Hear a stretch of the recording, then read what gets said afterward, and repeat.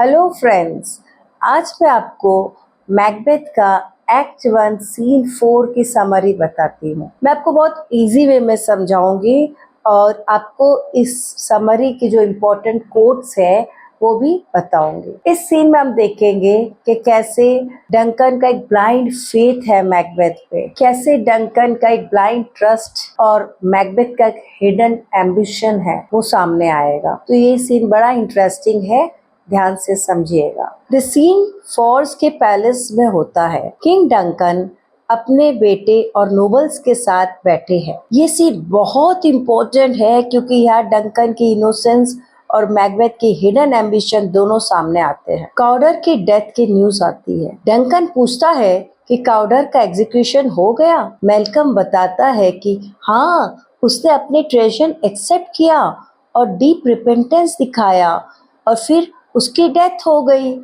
Duncan comment करते हैं कि इंसान का दिल और इंटेंशंस फेस से समझना मुश्किल है। There is no art to find the mind's construction in the face. Duncan उनकी ब्रेवरी और लॉयल्टी को प्रेस करता है। मैकबेथ को वर्दिएस्ट कजन बुलाता है। ये एक टर्निंग पॉइंट है जहाँ डंकन उस पर पूरी तरह ट्रस्ट करता है। ओ वर्दिएस्ट कजन। डंकन की तरफ से मैकबेथ के लिए प्रेज पर ड्रामेटिक आयरनी है क्योंकि ऑडियंस जानती है कि मैकबेथ के मन में कुछ और चल रहा है। डंकन अनाउंस करता है कि मैल्कम को प्रिंस ऑफ कम्बरलैंड बनाया जा रहा है।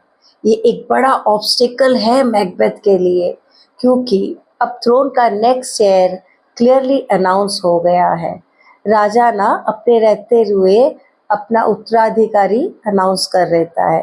तो डंकन ने अपने बेटे मैल्कम को नेक्स्ट राजा घोषित कर दिया है। We will establish our estates upon our eldest Malcolm, whom we name hereafter the Prince of Cumberland. Macbeth सोचता है कि मैल्कम अब उसके रास्ते का पहला बड़ा स्टेप है। अगर उसे किंग बनना है तो उसे इससे या तो गिराना होगा या क्रॉस करना होगा। यही से मैकबेथ की डार्क डिजायर क्लियरली सामने आती है। The Prince of Cumberland, that is a step on which I must fall down और एल्स ओवरलिप। मैल्कम उसे रास्ता की रुकावट समझता है। सीन के एंड में डंकन मैकबेथ को अपने साथ इन्वर्नेस बुलाता है और उसे अपने साथ और भी क्लोजली बॉन्ड कर लेते हैं।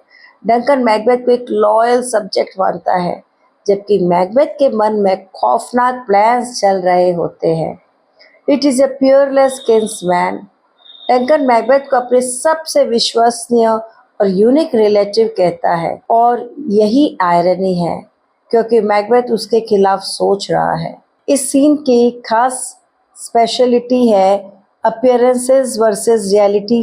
जो दिख रहा है और मन में कुछ और चल रहा है, या लॉयल्टी अगेंस्ट ट्रेजन, जब वफा दिख रही है पर मन में क्या है, धोखा। ये एक ड्रामेटिक आयरनी है। आपको ये समरी पसंद आए तो प्लीज लाइक शेयर और सब्सक्राइब जरूर करिएगा।